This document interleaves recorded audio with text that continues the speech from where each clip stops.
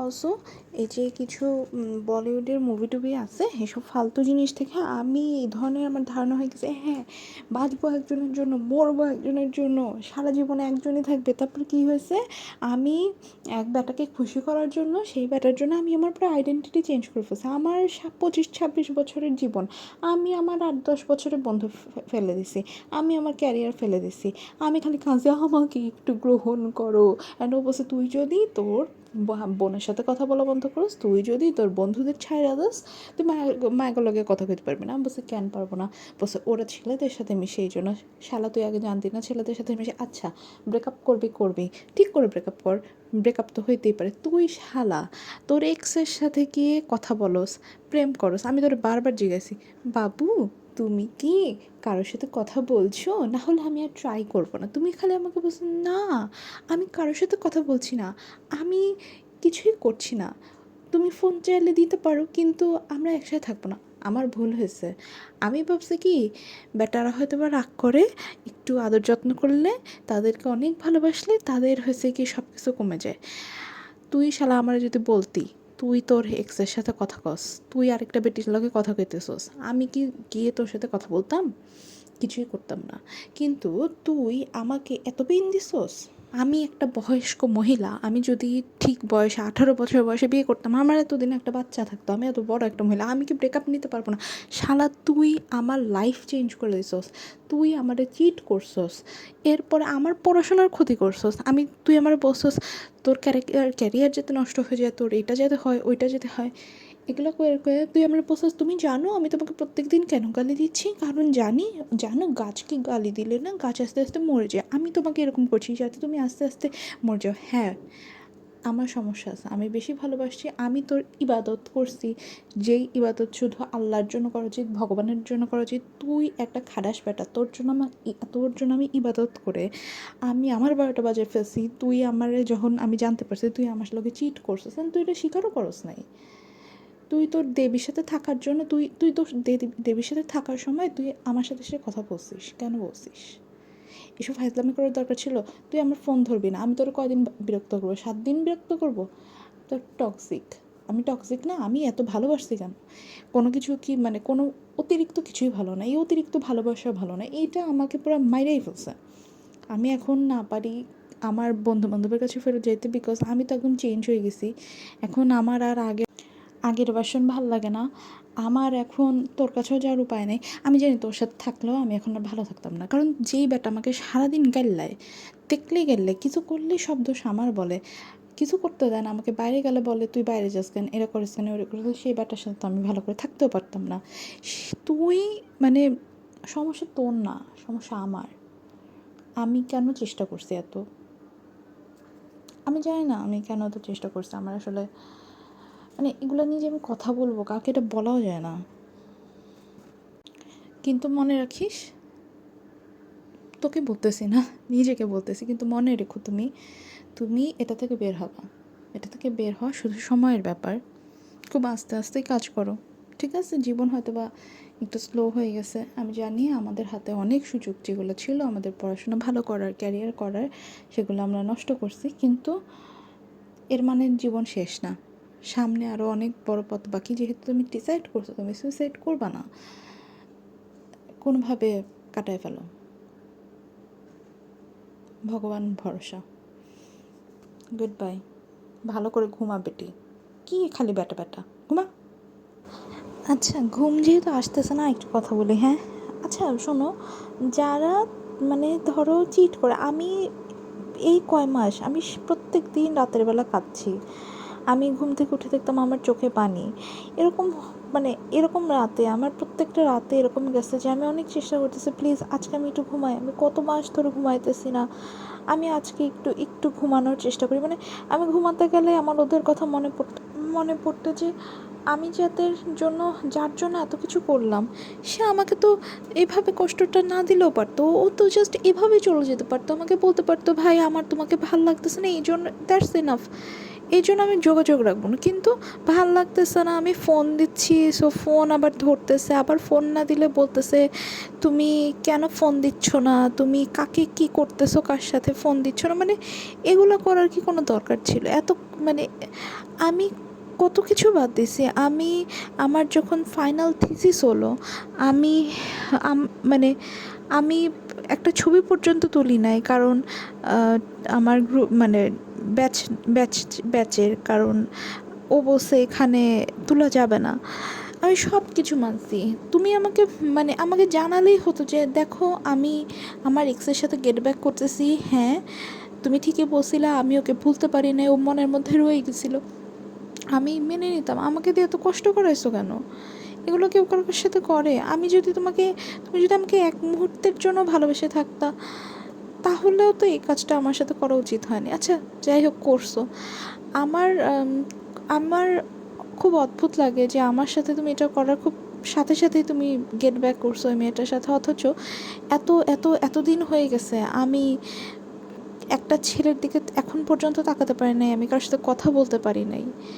আমার বাসায় একদিন দেখতে আসছে, আমি মানে ব্রেকআপ হয়ে গেছে তোমার সাথে, কিন্তু আমি এতটা লয়াল ছিলাম যে আমি সেই ছেলে আসছে শুনেও, মানে বাবার বন্ধু আসছে শুনেও আমি হয়েছে হেঁটে চলে গেছি, ওখানে ছেলেটার সাথে আমি দেখা করি নাই।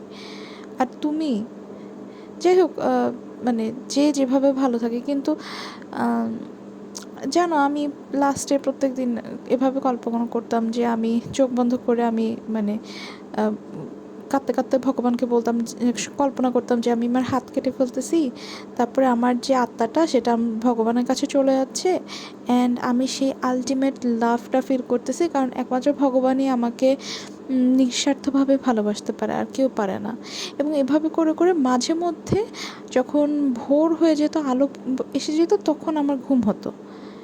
এখন যেটা হয়েছে, আমি এটা মেনে নিছি যে আমার আসলে আর রাতে ঘুম হবে না। আমি মেনে নিছি যে তুমি আমাকে কষ্ট দিয়ে ভালোই থাকবা, তুমি ভালোই আছো, অ্যান্ড তুমি তোমার প্রেমিকার সাথে থাকো আর না থাকো, তুমি আমার সাথে থাকবা না।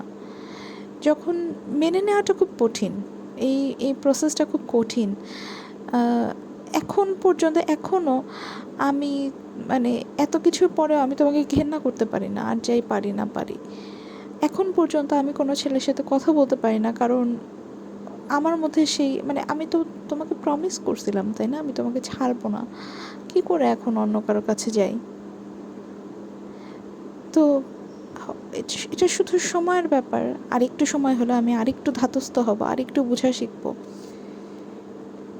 কিন্তু আমি খুব ডিরেকশন ছাড়া চলতেছি, আমি জানি না আমি কি করব। বেঁচে থাকার যখন কোনো মোটিভ না থাকে, কোনো পারপস না থাকে, যখন মানে উদ্দেশ্যহীনভাবে মানুষ হাঁটে, তখন বেশি দূরে আগাতে পারে না। প্রত্যেক দিন উঠে আমি কি করবো আমি বুঝি না, উঠে লাভটা কী? দেখো তুমি আমাকে প্রথমে যখন সম্পর্ক শুরু ছিল তখন তুমি আমাকে বলতে তুমি অনেক সুন্দর, এটা সেটা। শেষে তুমি আমাকে তোমার প্রেমিকার সাথে তুলনা করছো, এক্সের সাথে তুলনা করছো, বর্তমান প্রেমিকা আর কি, তার সাথে তুলনা করছো, বলছো আমি আমার ব্যাচের সবচেয়ে মোটা মেয়ে, আমাকে তুমি একটা গালি দিছো মোটা বলে। সেই কষ্টে আমি শুকিয়ে গেছি, আমি কিছু খেতে পারি নাই। আমি খুব গর্ব ছিল আমার নিজের স্বাস্থ্য নিয়ে, যে আমি কখনো অসুস্থ হই না। করোনার মাঝখানে আমার করোনা হয় না, আমার জ্বর হয় না, আমার ঠান্ডা লাগে না। যখন আমি শুনলাম যে তুমি মানে এরকম করছো আমার সাথে, আমার 2 মাস আমি বিছানা থেকে উঠতে পারি নাই। ফুল বডি চেক আপ করাইছি, তারপর আমি উঠতে পারি নাই। কেউ কারোর সাথে এরকম করে, আমাকে তো স্বাভাবিকভাবে ছেড়ে দিলেই পারতো। এইভাবে আমি না মানে এভাবে মোটিভেটেড হওয়ার চেষ্টা করি যে আমার থেকে তো অনেকে অনেক বেশি কষ্ট পাইছে, তো তারা তো উঠে গেছে, আমিও উঠে যাব। কিন্তু সত্যি বলতে যার দুঃখ তার কাছে পাহাড় সমান, আমার কাছে আমার দুঃখটা প্রচণ্ড বেশি। আমি যখন আর মনের কষ্টটা নিতে না পারি, তখন আমি বারবার ভগবানের কাছে গিয়ে বলি যে ভগবান, আমি তো সুইসাইড করতে পারবো না, আমার বাবা মা আছে, তারা কিভাবে থাকবে? কিন্তু তুমি আমাকে একটা মরণ ব্যাধি দাও, যার কারণে আমি খুব তাড়াতাড়ি মরে যাই। আমি আমি এখন ধরেই নিচ্ছি যে আমার বিয়েতে কিছু হবে না, কারণ এত কিছু করার পরেও যখন হয় না, তখন আর কিভাবে হয়? তো ওইসব বাদ, কেউ এভাবে ভালোবাসবে না, আমি যেভাবে ভালোবাসি ওটাও বাদ।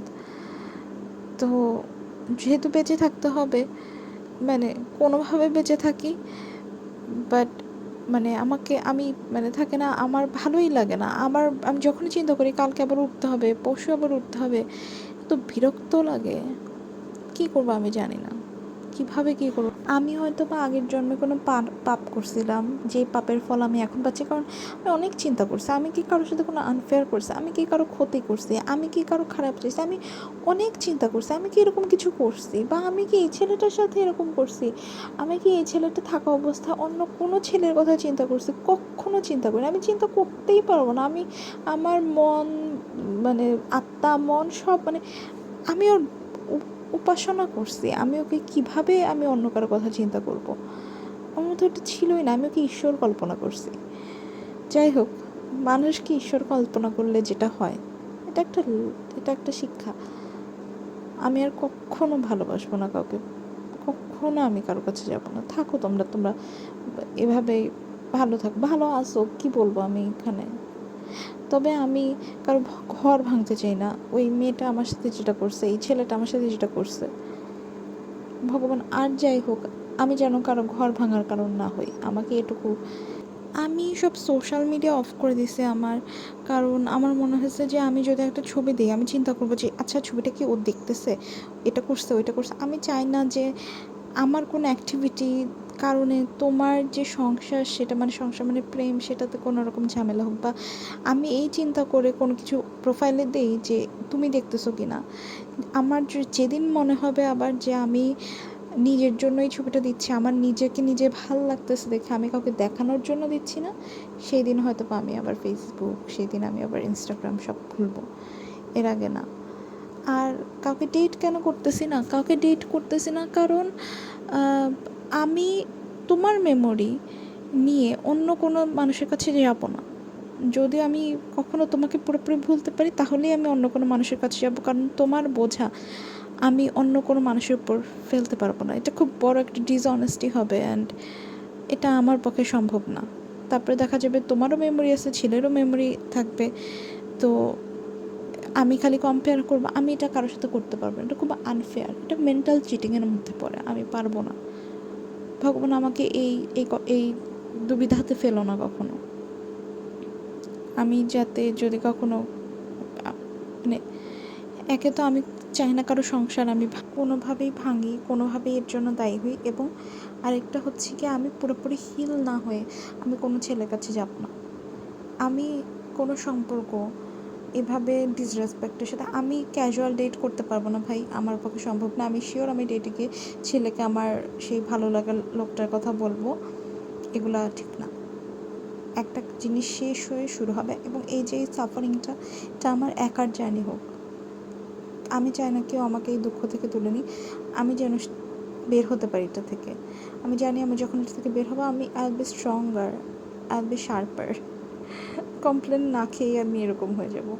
সো এবং এই পথটা আমার একার, এবং এই একার পথটা আমার একাই পাড়ি দিতে হবে। হ্যাঁ, অনেকের সাহায্য লাগে, এই ছেলেটার লাগছে, মানে আমি না ওকে কী বলবো, ওর কথা কাউকে বলতে যাওয়াটা একটা লজ্জার বিষয়, যে আমি একজনের জন্য এত কিছু করছি, আমি বুঝতাম ওর থাকবে না তারপরেও করছি। কারণ কেউ কাউকে কীভাবে, কেউ কাউকে যদি বলে ভালোবাসে, তাহলে তো ভালোবাসা ভাঙবে না, এরকম বিশ্বাস করছি। কিন্তু আমি ভুল, আমি একটা ছেলে মানুষ ছিলাম, এবং আমি আমার ভুলের প্রায়শ্চিত্ত করতেছি। কারো কথা না, তার অ্যাকশনসটা দেখা উচিত, এবং প্রথমেই ডিসরেসপেক্টেড ফিল করলে চলে যাওয়া উচিত। এরকম জোড়াজুড়ি করা, এরকম প্লিজ থাকো, তোমার জন্য সব বদলায় ফেলবো, বদলাইছে, ও তো চলে গেছে, এবং খুব বাজেভাবে গেছে, চিট করে গেছে, আমাকে সারাদিন গালি দিয়ে গেছে, আমার গায়ে হাত তুলে গেছে, 2বার চিট করছে। ভগবান, ছি, সেই মন নেই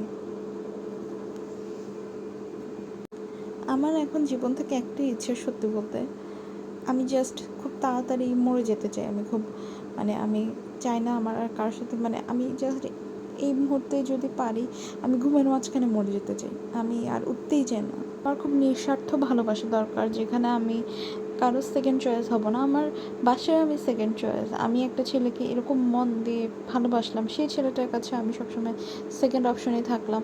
আমি আসলে পৃথিবীতে কোথাও আর কারো প্রায়োরিটি হব না।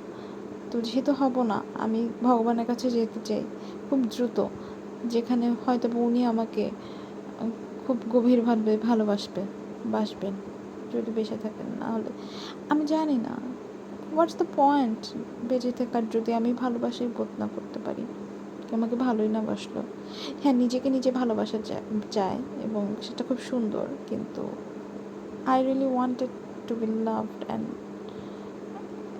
মানে আমি জানি না। যাই হোক দেখা যাবে। ভালো থাকো তুমি, মানে আমি নিজেকে বলতেছি এটাই। আর মানে it doesn't matter at the end.